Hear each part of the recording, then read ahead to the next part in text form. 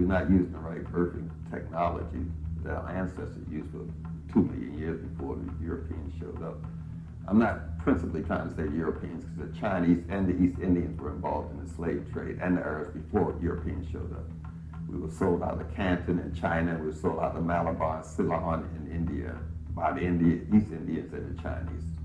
2,000 years of slavery under them. Then the white folks showed up and the system was already in place, so it was easy for them to run it. Our people started being de-Africanized through Western and Eastern European education, because it's education that people are being transformed. Learn all this stuff that you can't use. Intel. It's an Intel project. You know, it's a government program. Get you all pumped up, get you all these books and all these videos so you know all this stuff. But what can you do with it? Activity. See, what can you do with it? You got to do something with it.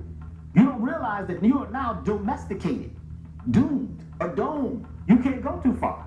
When you go to school, you get a degree of understanding. You don't get the whole subject.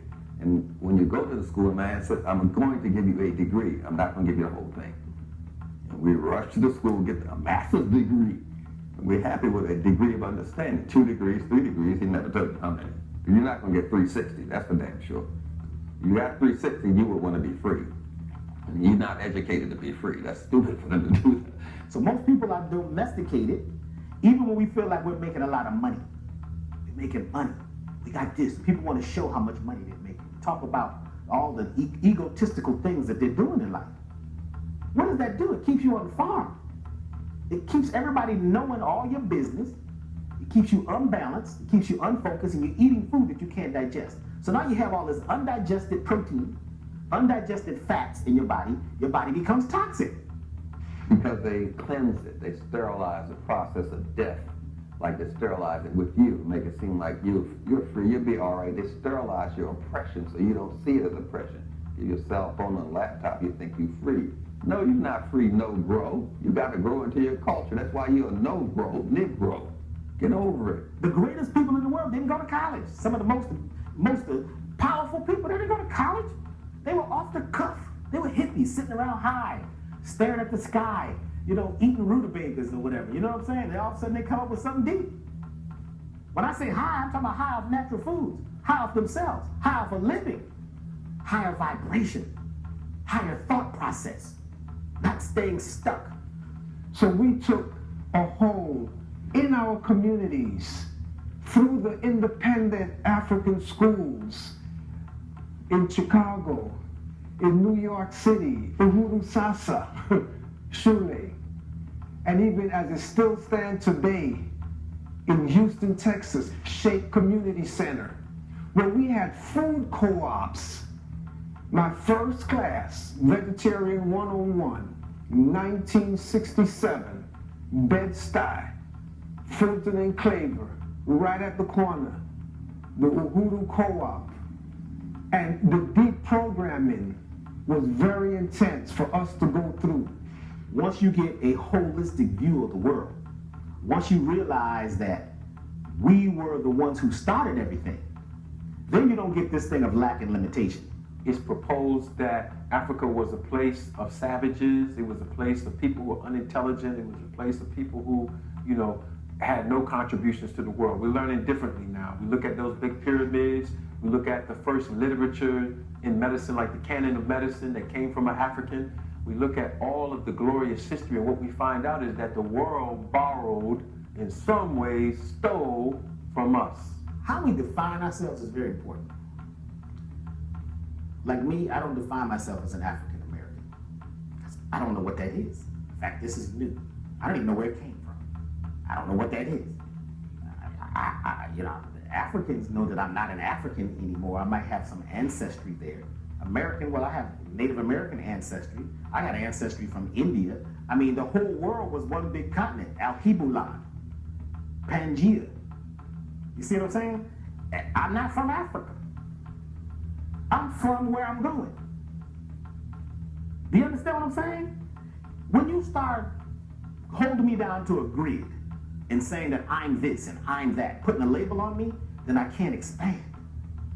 I'm who I need to be. I am melanated. So I will say, okay, well, I'm brown or black, whatever you like to call me.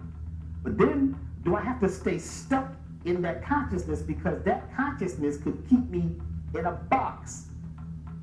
You feel what I'm saying? Everybody thinks that their ancestor was Amun-Ra or, King of Zamunda, or, everybody's ancestor is, and that's not the case.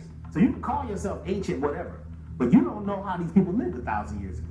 You can look at the symbols and carry them and wear them on your clothes. Believe me, you are not those people. You need to be who you are now, and you need to be expanding that, using what you know to expand yourself.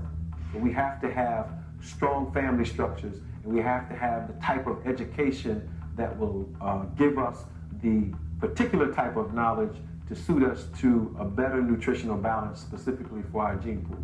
And this whole thing about self-improvement, this is where it's got to be. You got to work on yourself, and you can't ask other people. You can't be talking about, something and ask a friend what do they think about it. You got this great idea. You want to build this, health retreat in the islands. And they tell you, man, come on, man, you done lost your mind, man. You talking all this crazy stuff, man. The banks ain't giving no loan. You ain't even got no passport. You know what I'm saying? You ain't even been out the hood. You ain't never even been on a vacation.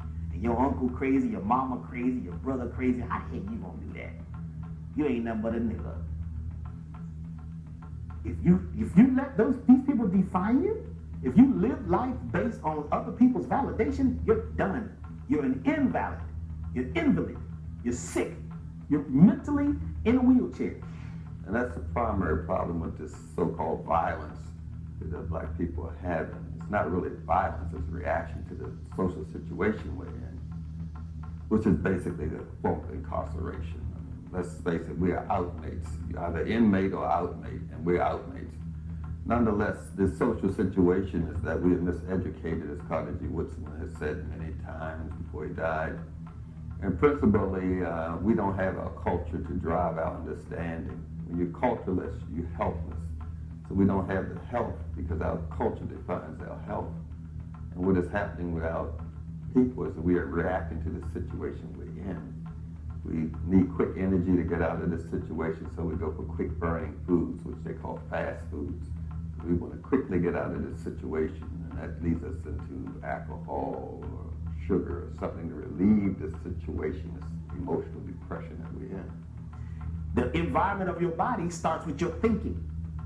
And also the environment of your body has to do with the place that you're in, what you believe, what's in your environment, what's around you, toxic materials, plastics, chemicals, water in plastic bottles, things like that. So we began to believe in something called genetic determination. Your genes determine who you are. They lock you in. If they was in prison, you're going to prison. Your uncle was a thief. He stole. He stole most of his life. And he went to jail. You got to work hard not to be like your uncle. Come on, man. My uncle stole because he had to steal, maybe. We don't know what the problem was. Maybe it was the alcohol. Maybe it was the drugs they gave him in the army. You know what I'm saying? Immediate satisfaction with white sugar products and fried foods and alcohol and crack and cocaine is trying to give ourselves a remedy to the situation, and that's primarily it. And the birthing technology is the mainly destructive thing that's going on. Having a drug birth causes a person to be confused and not easily able to sort out what's going on. Just drugging the mother at birth. I think that's the worst crime that's going on. Above everything else, above sugar, above every damn thing, is them taking over the child before it's born, drugging the child, putting the child in a position where it can't get enough oxygen and nourishment by the lady laying on her back. All of this is an invasive procedure that sets up the destruction. After that, it's easy to destroy the child because they have no continuity in their life because it was interrupted. We call that culturally interrupted. They're culturally interrupted before they're born. The broken family structure of the African Americans, and of course it's not everybody, but the large majority of our people who are having nutritional problems, it is because they have no time to invest in the study and the economic paradigm to get them in a position to have better nutrition.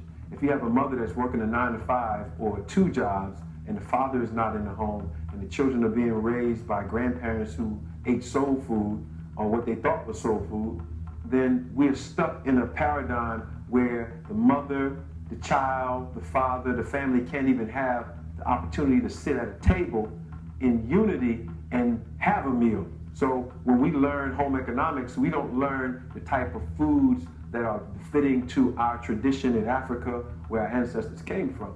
We are learning European food dynamics. We are learning what sells. We are learning what will propel us into a mind state to be consumers. And people are getting to the point where, they don't read. So we're getting to a point where we can be told anything. Do you know what to eat if they turn the lights off? Can you imagine if they turn these lights off right now?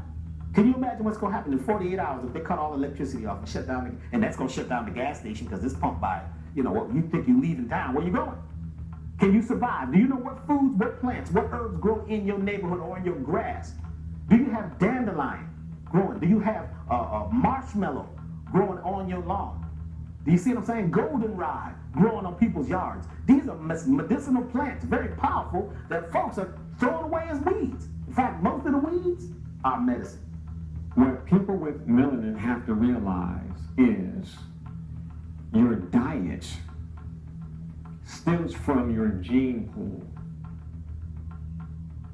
And our gene pool is Mother Africa. That's our gene pool. What does that mean? That means that we must eat food from the continent in order to get the necessary nutrients that our bodies require. That's very important. Very important.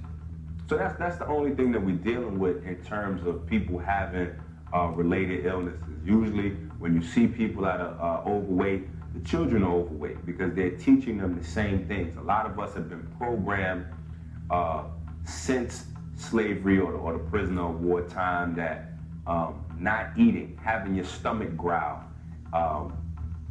things like that are signs of poverty, and not having money, and that's farthest from the truth. In fact, if you're looking to lose weight, you have to become comfortable with your stomach growling. When your stomach growls, that's how your body communicates with you, through sound and feeling. So when your stomach growls, that's actually your body saying, look, we need more energy, and if you're not gonna put any food down here for us to process to get it, we're gonna start to use the fat that you've stored up, and we're gonna burn that for energy. So that's letting you know, actually, listen, we're going to burn some fat. Now, we've been backwards programmed that as soon as our stomach growls, we need to throw a lot more stuff on top of that to stop whatever it is that is causing our stomach to growl. So you'll never lose any weight because you're constantly putting on or stopping your body from burning up those fat cells. And you're eating to die.